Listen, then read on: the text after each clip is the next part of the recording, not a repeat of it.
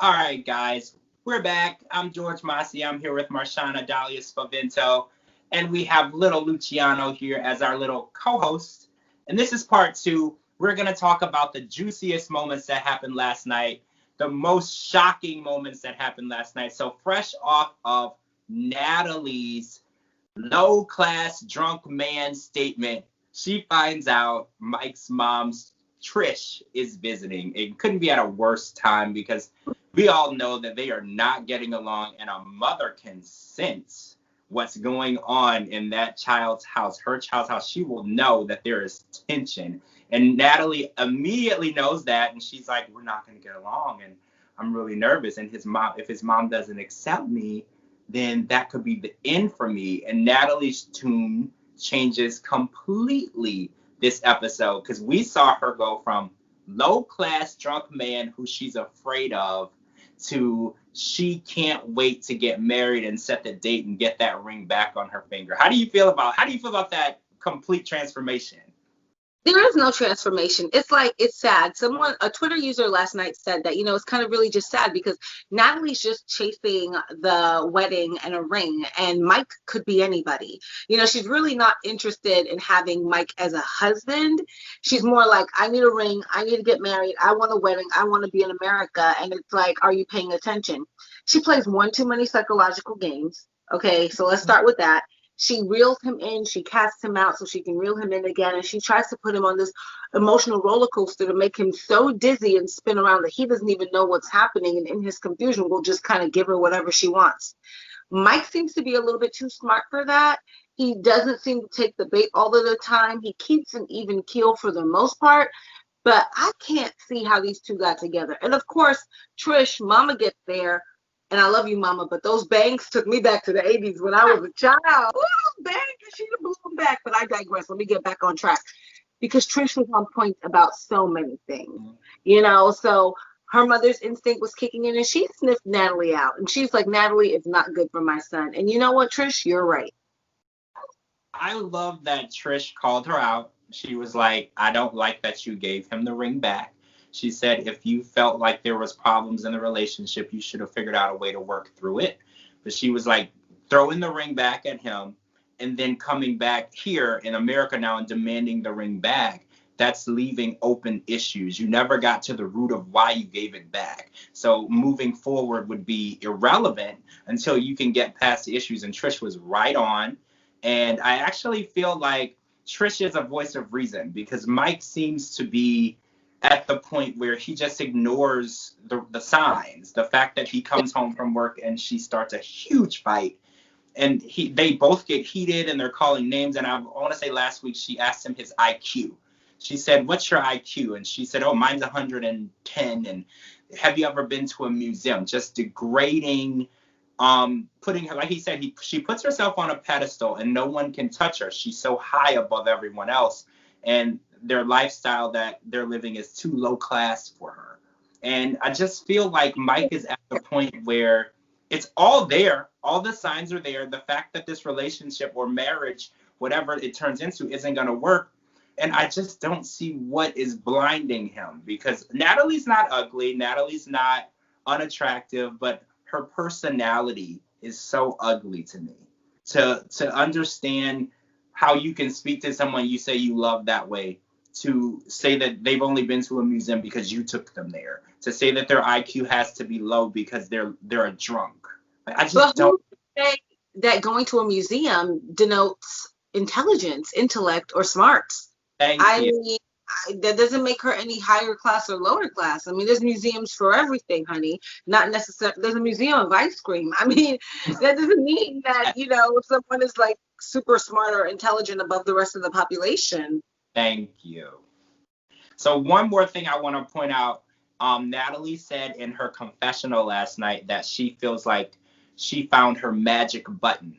And she refers to Trish as her magic button. She said her way to get a wedding and a ring is to win over Trish. And she's already started her new manipulative plan to get Trish on her side because she said if Mike seems to act a certain way, is how she described it, around Trish, and she knows that Trish is very influential in her son's life. So she's manipulating her way into Trish on her good side so she can convince Trish to convince Mike to give the ring back. So she's a very sneaky, underhanded person. Manipulative. It's called manipulation. Yes. All right, so let's talk about what I really want to talk about. We got a lot of Stephanie and Ryan last night, and we've been asking for it and we've been begging for it, and TLC gave it to us last night. Stephanie arrived in Belize bearing gifts, and it included glow-in-the-dark condoms. I'll give everybody a minute to throw up. And then about $10,000 worth of watches. This is what, and well, there was clothes too, but I'm just talking about the at least $10,000 worth of watches. And she gives him these gifts, and he's looking at the gifts, and she's like, I know you like to lose things, so don't lose this watch. It costs $3,000. So go ahead. Pick me. Listen, Stephanie has more money than sense, okay? Yeah. Because he's not losing anything that you give him, Stephanie. He is selling them in Belize. You think he's losing something? Oh my goodness. I just had to comment on that right quick because I think Stephanie is absolutely out of her mind. Go ahead. Oh, well, yeah, I agree with you 100%. So my funniest observation last night was she gives him like $10,000 worth of presents, and then immediately after, while he's still holding the watch in his hand, she's like, let me check your phone to make sure you're not cheating on me with thoughts. And I was like, Stephanie, first of all, you check the phone for thoughts before you give presents, because if there's thoughts in the phone, you don't get any presents, Stephanie. So you did that backwards. Second of all, if you think he's talking to thoughts, why are you there? Why are you there? I mean, if the level of trust in a relationship is so non-existent that you feel like you have to check the phone, it's not worth being in. Then furthermore, I mean, Ryan is anything but dumb. He cleaned and wiped the phone before you came to make sure that there would be nothing for you to find, because by now he knows exactly what kind of crazy you are, Stephanie. He knows exactly how to work you to get what he needs and what he wants. He knows how to work you for his gain. So this idea that she has is that like she's going to check phones and be so demanding, that's not sexy for anybody. Do I think that Ryan's being faithful to Stephanie? No way. No way. But we all know that Stephanie is the biggest hypocrite of this season of 90 Day Fiancé, because there's a hypocrite in every season. But she's the biggest one because she knows, and we know, that you slept with his cousin. She slept with Harris. She did not tell him she slept with Harris. And let's talk about, they went to dinner. Okay, so they went to dinner because I want to get into that. And at dinner, he ordered something expensive. I want to say it was like lobster or shrimp. And she hands him her mother's wedding ring. And she's like, well, now that you have the ring in your hand, it's time for you to propose at some point. And he's looking at the ring, and he didn't look at the ring as though he was impressed with the ring. I saw him looking at the ring like an appraiser would look at a ring. How much am I going to get for it? Yes. You can almost see the words like go across his forehead like a ticker, like in Times Square, like how much can I get for it? And it's like, Stephanie, this is ridiculous. This level of groveling is just so beneath you as an accomplished woman. Why on earth would you give him your family heirloom? It has more than just monetary value. It has sentimental value and meaning to your family. And you're going to give it to him and pretty much demand a proposal in return. He's going to sell it. And on top of that, it's like, if you have to go through all of these hoops and if this is what you have to do to manipulate and scheme your way into a marriage with somebody, come on. She said she's never been married, never been in a serious relationship like this.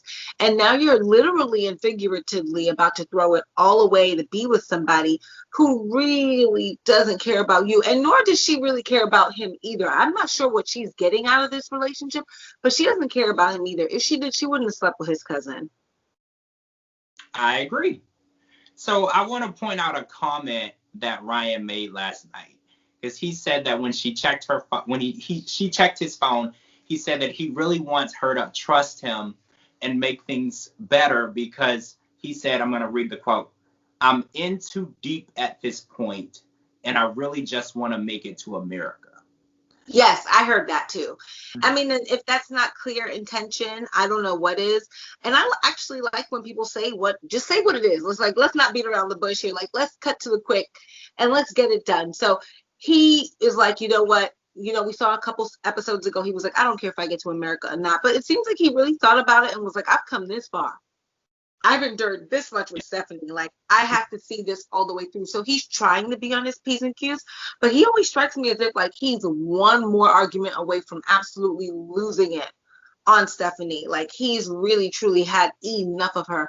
And she gives overbearing new meaning. Like, Stephanie, sis, Stephanie, if you watch this video, like, you and I and George, like, let's just all go sit down somewhere. Let's have a cocktail and let's talk about this. And we're going to get your self-esteem back on the right track. I would love to help you, Stephanie, because like she said, you are successful. I know you're intelligent, because in order to be successful, you have to be intelligent. You're just lacking in this area, in the relationship area of your life. And I want to help you. I don't want to make fun of you. America has taken the opportunity to make fun of you. I want to help you because this is not the right relationship for you. And at this point, we want to make sure that you don't lose it all. You have 2 locations of skin envy, and I don't want you to lose that over a bad decision. And at this point in time, it looks like that's where you're headed. Yeah. And that's it, guys. That's part 2. And last night's episode was just crazy. And we saw the previews for next week, and I have a feeling that the issue with his cousin Harris is going to come up next week. I saw something in the previews, and I can't wait. Some people on Twitter said that he's going to pretend to be surprised because him and his cousin Harris have already discussed it. Some people think he doesn't know. I can't wait to find out. Honestly, I can't wait. And next week, Jovi is going to find out he's going to be a dad, and he can't be drinking whiskey at 9 a.m. So I can't wait to see it. I'm here for it. I'm George Mossey. This is Marshana Spavento. This is Little Luciano. Our Twitters and Instagram will be at the bottom. Thank you so much for joining us, guys. We will see you all next week, Sunday night, on Twitter, live tweeting. Love you guys.